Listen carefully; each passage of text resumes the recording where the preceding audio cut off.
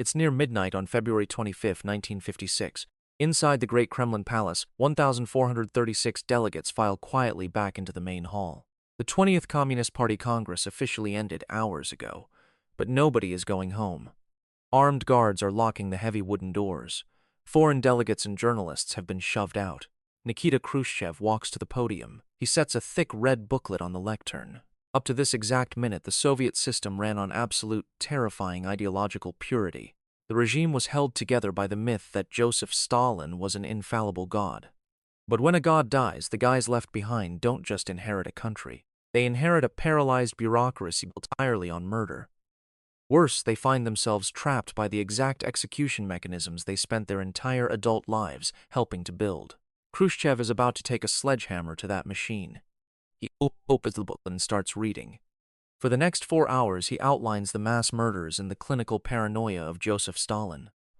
He reads off the names of loyal party members who were tortured in basements until they confessed to being British spies or Trotskyites.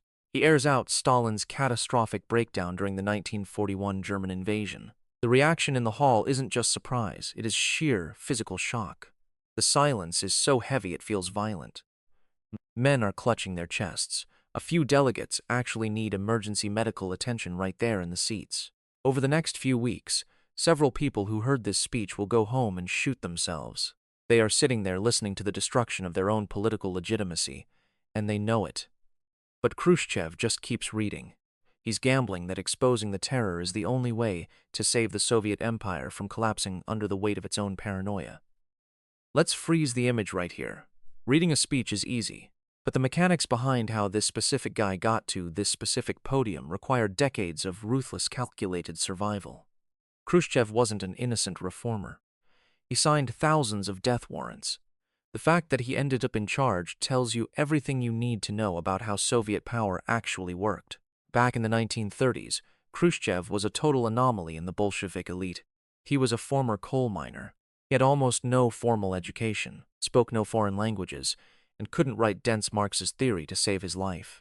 But in the fiercely intellectual, deeply paranoid court of Joseph Stalin, looking like a moron was a massive advantage.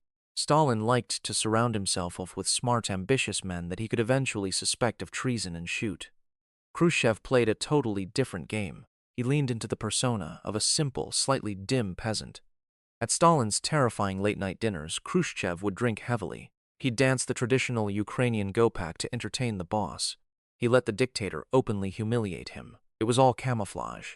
While the old Bolsheviks argued about ideology, Khrushchev mastered the internal plumbing of the Communist Party. When he became the party boss of Moscow in 1935, the Great Purge was kicking into high gear. The central government handed down strict execution quotas for every region. Khrushchev didn't just meet his quotas, he exceeded them.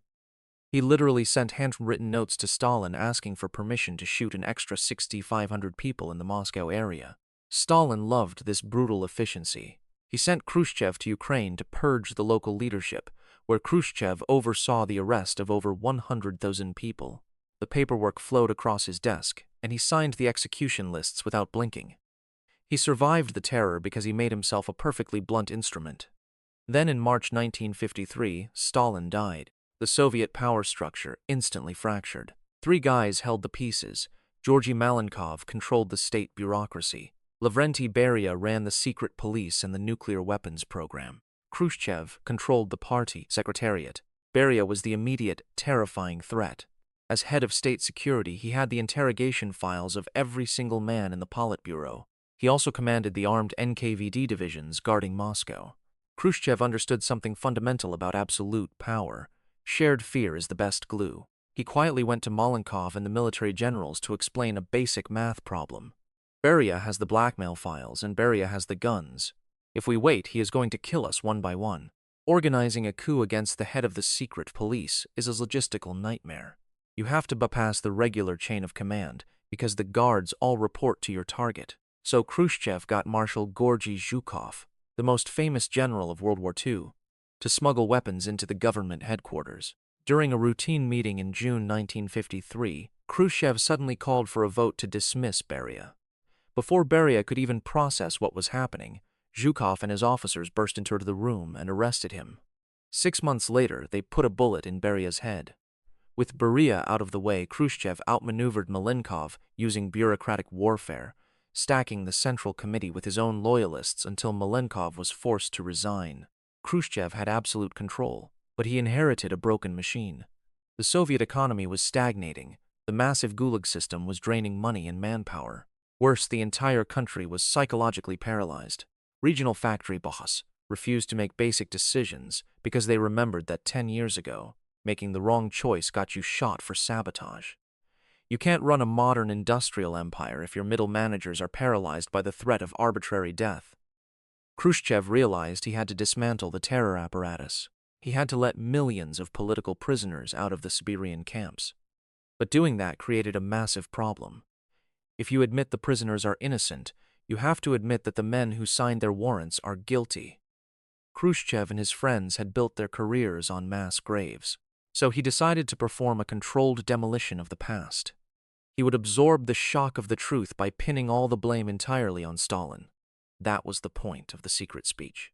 After the speech, he restructured the secret police into the KGB and deliberately downgraded it, making sure it answered directly to the Communist Party. No single intelligence chief would ever again have the power to blackmail the leadership. He also changed the rules for losing power. When the old Stalinist guard tried to vote him out in 1957, Khrushchev used military transport planes to fly his regional loyalists into Moscow overnight to block the vote. But instead of executing his rivals, he exiled them to obscure, embarrassing jobs. Vyacheslav Molotov became the ambassador to Mongolia. Malenkov was sent to run a hydroelectric plant in Kazakhstan. The bloodletting stopped. Political defeat now meant forced retirement instead of a bullet in the basement of the Lubyanka. By 1958, the men in the Soviet bureaucracy finally took a breath. They had survived Stalin, they had survived World War II, and they had survived the succession crisis. They just wanted stability. They wanted to enjoy their state-issued apartments and their imported goods in peace. But Khrushchev couldn't sit still. He was erratic, impulsive, and deeply insecure about falling behind the West.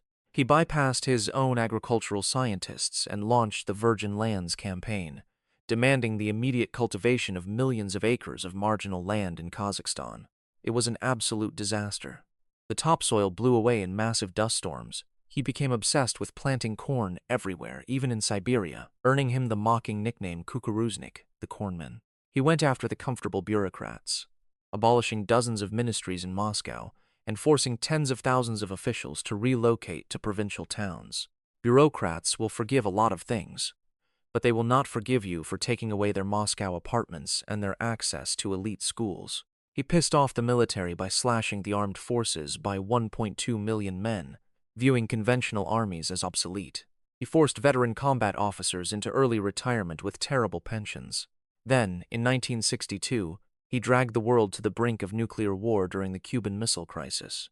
The military brass watched in horror as he recklessly placed missiles in Cuba, only to humiliatingly pull them out under American pressure. To the Soviet generals, he looked like a dangerous amateur. The men who had put Khrushchev in power realized that not getting shot wasn't enough. Khrushchev was a chaotic variable who was ruining their careers on a whim. The Central Committee, the generals, and the KGB reached a quiet consensus. The system couldn't survive him. Leonid Brezhnev stepped up to organize the plot. Brezhnev wasn't an intellectual powerhouse. He was a glad-hander. He kissed his colleagues on the lips, loved handing out medals, and cried at the drop of a hat. Khrushchev thought he was a harmless, loyal lapdog.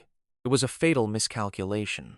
Organizing a coup in a surveillance state requires the active participation of the surveillance state itself. Brezhnev recruited the KGB chief, Vladimir Semikasny. The KGB simply stopped reporting political conspiracies to Khrushchev. Instead, the guards at Khrushchev's own vacation home started reporting his daily schedule directly to his enemies. Brezhnev then took regional party bosses on hunting trips deep in the freezing birch forests outside Moscow, far from the hidden microphones, to secure their votes. He promised them one thing: administrative stability. He's also got the defense minister to guarantee the army would stay in their barracks. The stress of this was insane. Treason against the first secretary still theoretically meant a firing squad. Brezhnev suffered severe panic attacks and openly wept in meetings, occasionally begging to call the whole thing off. But the KGB chiefs forced him to keep going. You can't abort a coup in the Soviet Union. If you stop, you just go to prison. In September 1964, Khrushchev left Moscow for a vacation in Pitsunda on the Black Sea. He assumed his physical distance didn't matter because he controlled the machine. He had no idea the machine had already locked him out. On October 12, the conspirators assembled in the Kremlin and formally voted to summon him back to the capital. When the secure phone rang in Pitsunda the next morning, Brezhnev told Khrushchev the Presidium needed him to discuss agriculture. Khrushchev agreed to come, but the second he hung up the phone, he knew. He understood Soviet politics better than anyone. An unscheduled meeting is a hostile act. He turned to his aides and bluntly said they were going to remove him. He didn't try to call the military. He just got on the plane. When he landed at Vnukovo Airport in Moscow, the concrete was empty. The Politburo wasn't there to greet him. Just KGB Chairman Semikastny, who casually informed Khrushchev that his personal security detail had been replaced. Khrushchev arrived at the Kremlin and walked into the Presidium chamber. The room was totally silent. These men owed their careers to him, but nobody would look him in the eye. Mikhail Suslov opened a thick file and spent hours reading a massive indictment, detailing the agricultural failures, the bureaucratic chaos, the military anger. Khrushchev tried to yell at them. He demanded respect, but his anger didn't matter anymore. The secret police controlled the doors. The military wasn't coming to save him. He had the title of absolute ruler, but no actual mechanism to enforce it. The next morning, the fight was gone. Khrushchev looked around the room and realized the incredible irony of what was happening.